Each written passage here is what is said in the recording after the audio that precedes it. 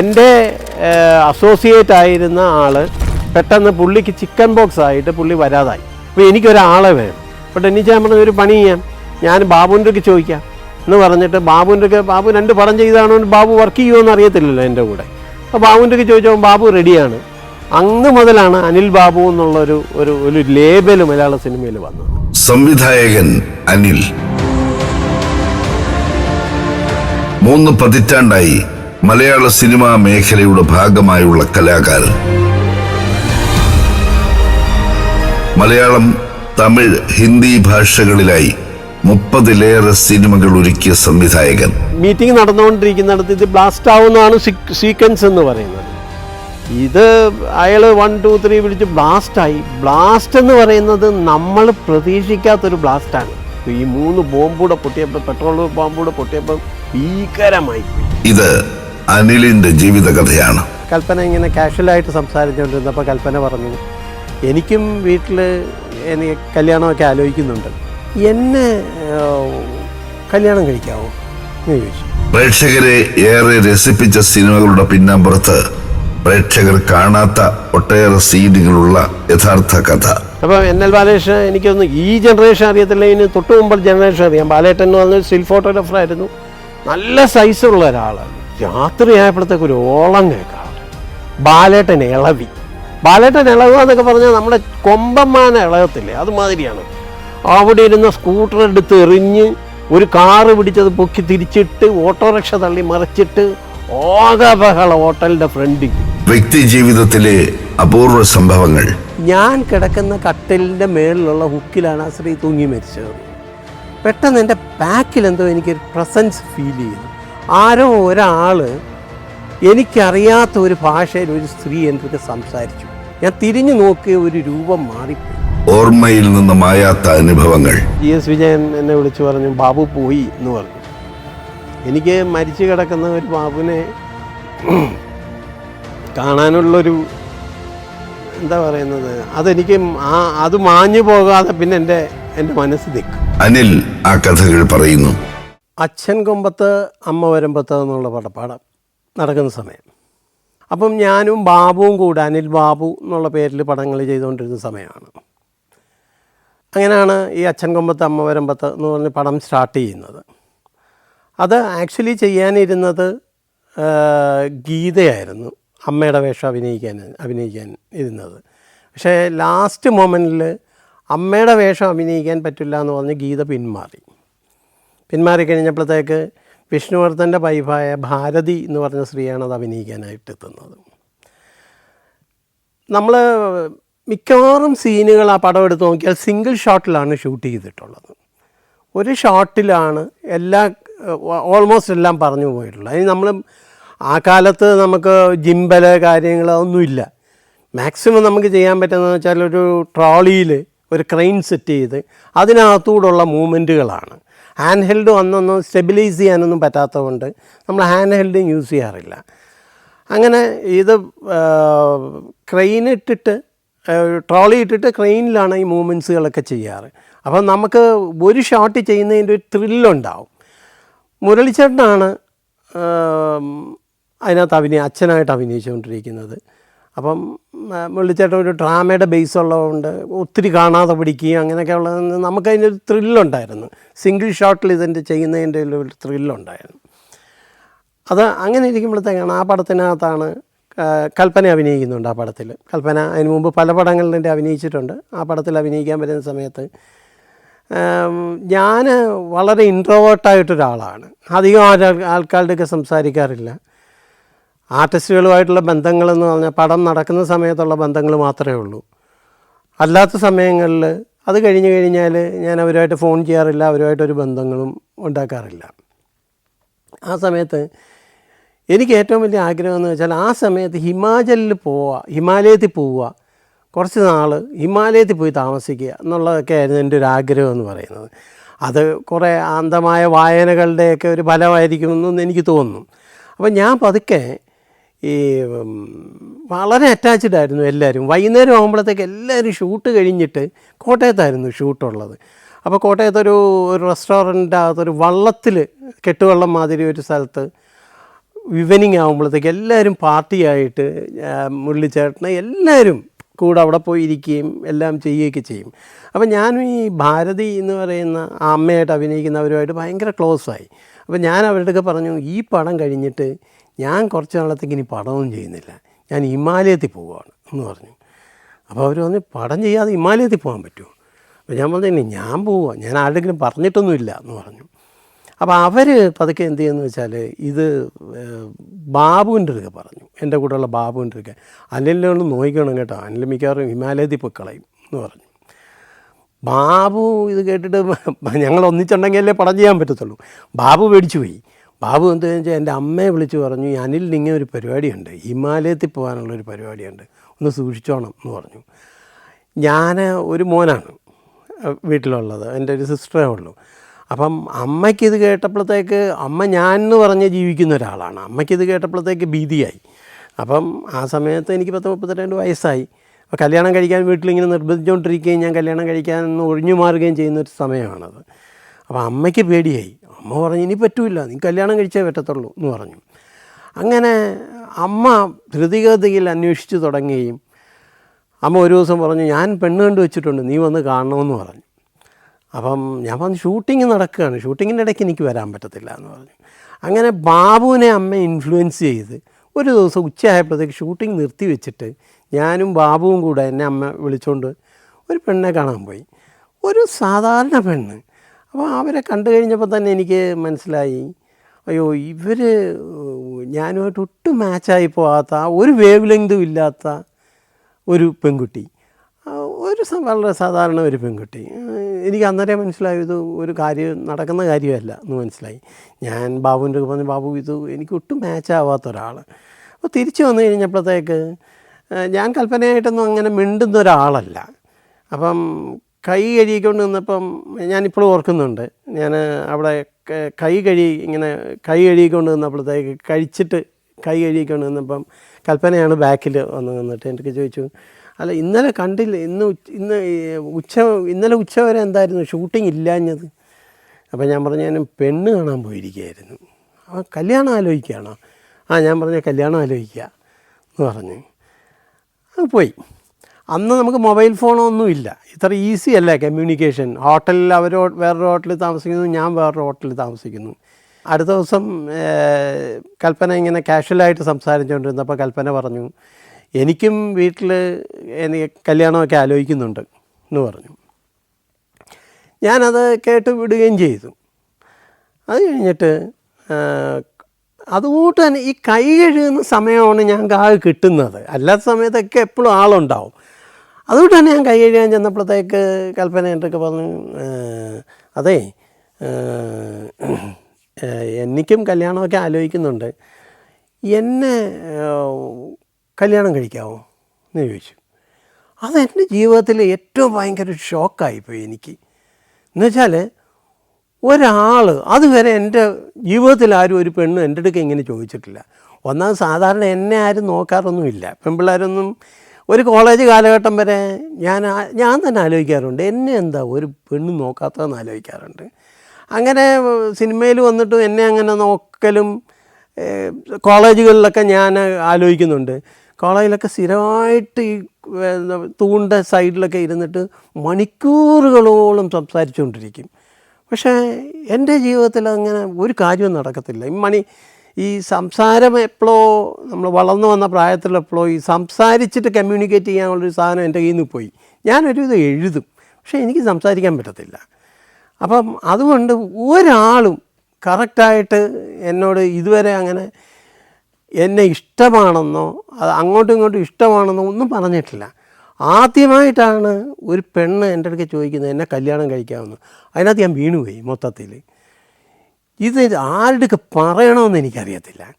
ബാബുവിൻ്റെ അടുക്കൽ ബാബു ഞാനും ഒന്നിച്ച് മുമ്പോട്ട് പോകുന്ന ആളാണെങ്കിൽ തന്നെയും ബാബുവിൻ്റെ കാര്യങ്ങൾ ഞാനങ്ങനെ കൺവേ ചെയ്യുന്ന ഒരാളല്ല. അപ്പം ഇത് എവിടെ പറയുമെന്ന് എനിക്കറിയത്തില്ല. അങ്ങനെ ഞാൻ ഇത് കൊണ്ടു നടന്നു. എന്നിട്ട് പതുക്കെ ഞാൻ ക്യാമറമാൻ അന്ന് സഞ്ജീവ് ശങ്കറാണ്. സഞ്ജീവ് ശങ്കറിൻ്റെയൊക്കെ പറഞ്ഞു, സഞ്ജീവേ ഇങ്ങനൊരു സംഭവമുണ്ട്, ഈ തിരുക്ക് വേറെ പണിയൊന്നുമില്ലേ? അങ്ങനെ കല്യാണമൊന്നും ഒരു ആർട്ടിസ്റ്റിനെ ഒന്ന് എന്തിന് കല്യാണം കഴിക്കുന്നതെന്ന് ചോദിച്ചു. പിന്നെ എനിക്ക് ആകെ പറയാൻ പറ്റിയതെന്ന് വെച്ചാൽ എൻ്റെ സിസ്റ്ററായിരുന്നു.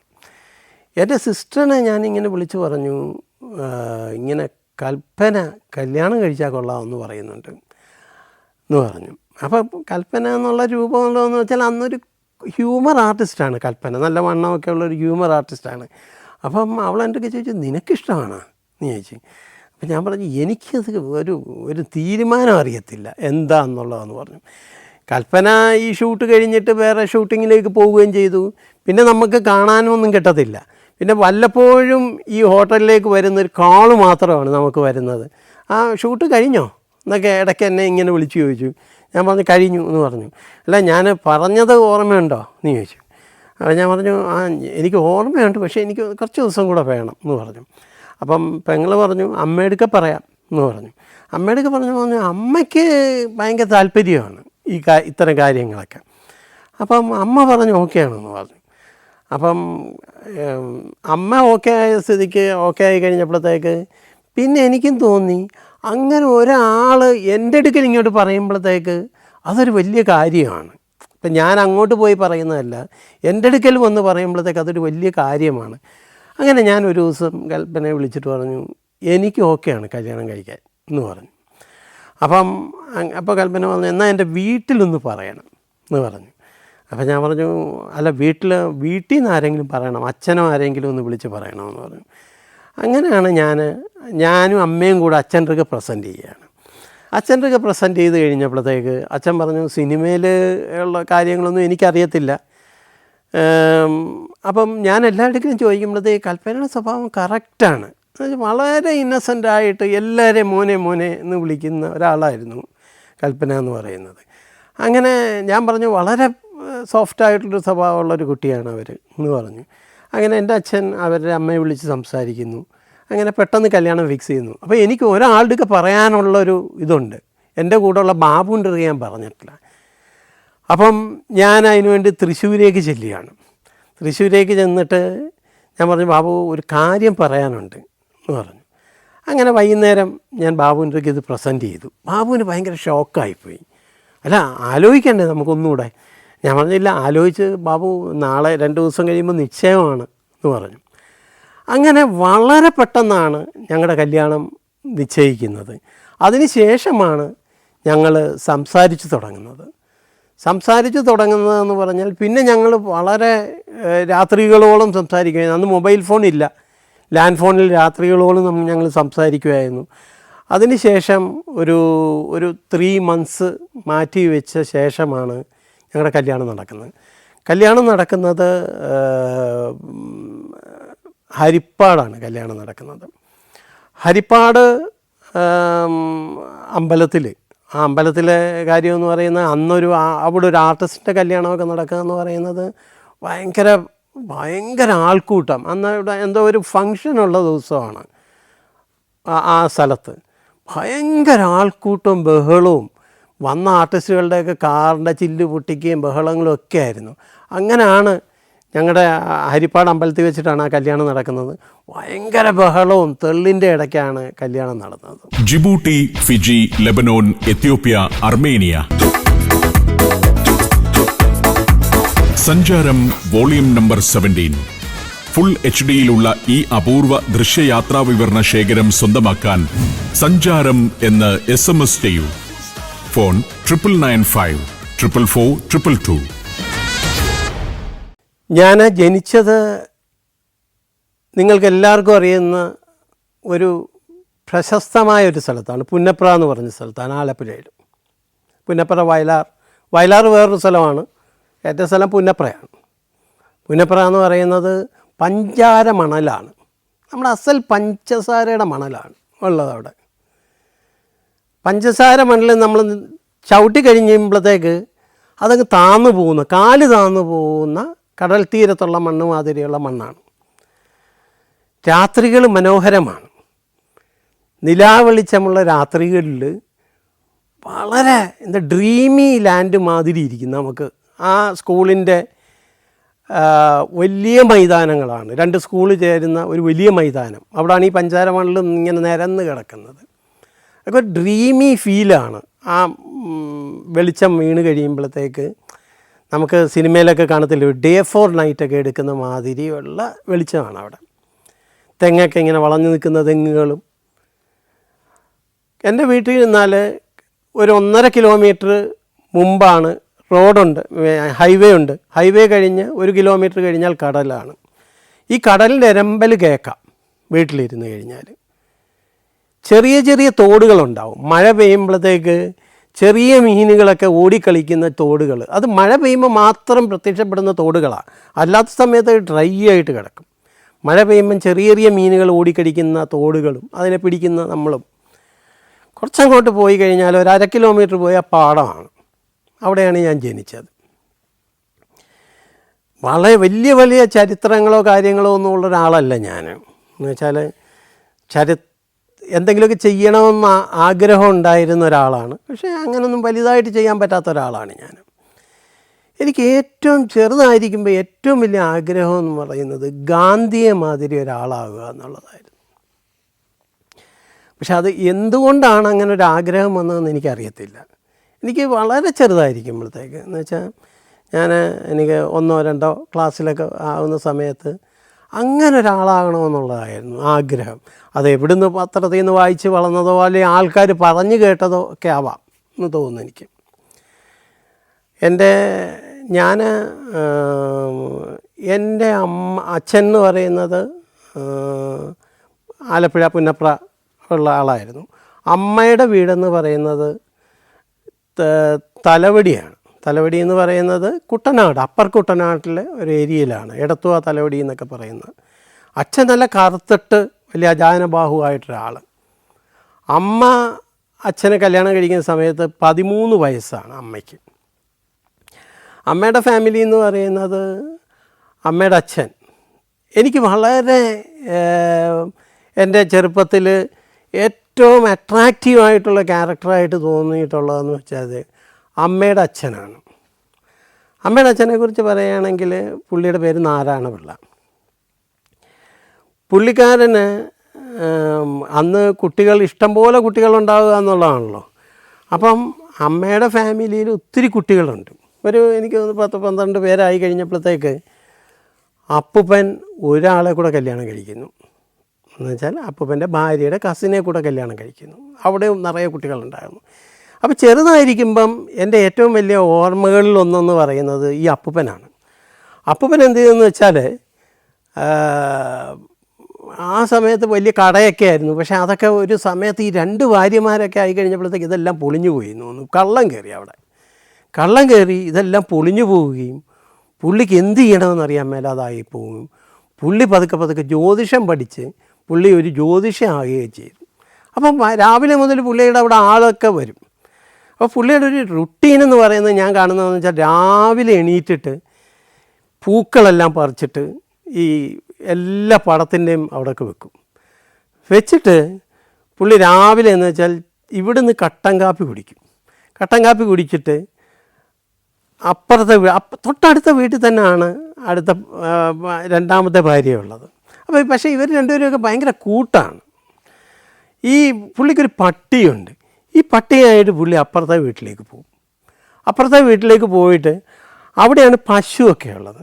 അവിടുന്ന് പാലൊഴിച്ച ചായ കുടിച്ചിട്ട് ഇപ്പറേ വന്നിട്ട് ബ്രേക്ക്ഫാസ്റ്റ് കഴിച്ചിട്ട് പിന്നെ പുള്ളി ജ്യോതിഷമൊക്കെ നോക്കിയിട്ട് ഒരു 11 മണിയാകുമ്പോൾ അവിടെ പോയിട്ട് അവിടെ എന്താണ് മീനൊക്കെ മേടിച്ചോ എന്നൊക്കെ നോക്കിയിട്ട് ഉച്ചയാകുമ്പോൾ ഇവിടെ വന്ന് കഴിക്കും.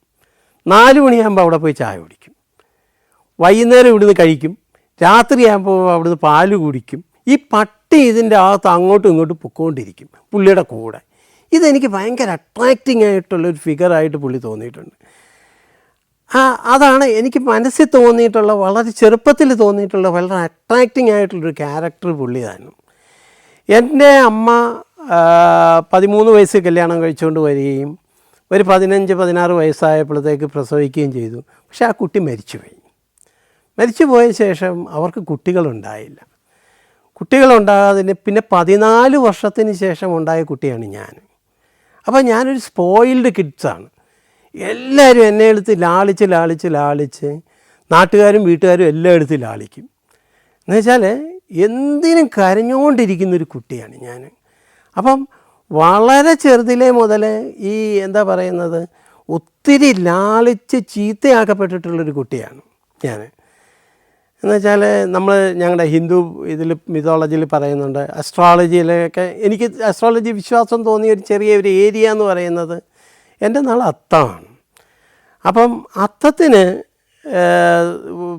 ഒന്നെങ്കിൽ സ്വന്തമായിട്ട് അപകടം വരും, അല്ലെങ്കിൽ അമ്മാവന് അപകടം വരും, അല്ലെങ്കിൽ അമ്മയ്ക്ക് അപകടം വരും എന്നൊക്കെ പറയാറുണ്ട്. അങ്ങനെ എനിക്ക് വന്ന അപകടം എനിക്ക് മാത്രമായിട്ടാണ്. ഞാനൊരു 1.5 വയസ്സുള്ളപ്പോഴത്തേക്ക് നമ്മുടെ വീട്ടിലൊക്കെ തിളച്ച എണ്ണ ഈ തലയിൽ തേക്കാൻ വേണ്ടിയിട്ട് ശരിയാക്കും. മറ്റേ കൂവളത്തലയും തുളസിയിലയൊക്കെ ഇട്ടിട്ട് തിളപ്പിക്കും. തിളപ്പിച്ചിട്ട് അമ്മ ഇങ്ങനെ എടുത്തുകൊണ്ട് വന്നപ്പോഴത്തേക്ക് എന്ത് ചെയ്യുന്നതെന്ന് വെച്ചാൽ എന്തോ ഒരു പാത്രത്തിൽ ഇങ്ങനെ എടുത്തുകൊണ്ട് വരികയും ഞാൻ പെട്ടെന്ന് പൊങ്ങി, താഴെ കളിച്ചുകൊണ്ട് വന്ന് ഞാൻ പെട്ടെന്ന് പൊങ്ങി, ഇത് ഫുൾ എൻ്റെ തലയിൽ വീണു. എൻ്റെ തലയിൽ ഒരു ബാക്ക് സൈഡ് മൊത്തം വലിയ പാടുണ്ട് ഇപ്പോഴും. ആ പാട് ഇത് അവരാദ്യം കണ്ടില്ല. അന്ന് വലിയ ഹോസ്പിറ്റലൊന്നുമുള്ള സമയമല്ലല്ലോ. എന്നെ എടുത്തുകൊണ്ട് എത്രയോ കിലോമീറ്റർ അവർ ഓടിയെന്നാണ് പറയുന്നത്. എത്രയോ കിലോമീറ്റർ ഓടി. അന്ന് പണ്ടൊരു ഹോമിയോ ഡോക്ടർ എന്തോ ആണ് അവിടെ ഉള്ളത്.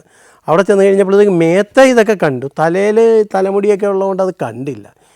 അന്ന് വൈകുന്നേരം ആയപ്പോഴത്തേക്കാണ് ഇത് വലുതായി കഴിഞ്ഞപ്പോഴത്തേക്ക് അപ്പോഴത്തേക്ക് എനിക്ക് വലിയ പനിയും വന്നു, എനിക്ക് ഫിക്സും വന്നു. അത് കഴിഞ്ഞപ്പോഴത്തേക്കാണ് ഇത് തലയിൽ ഇത്ര വലിയൊരു മുഴയുള്ളത്.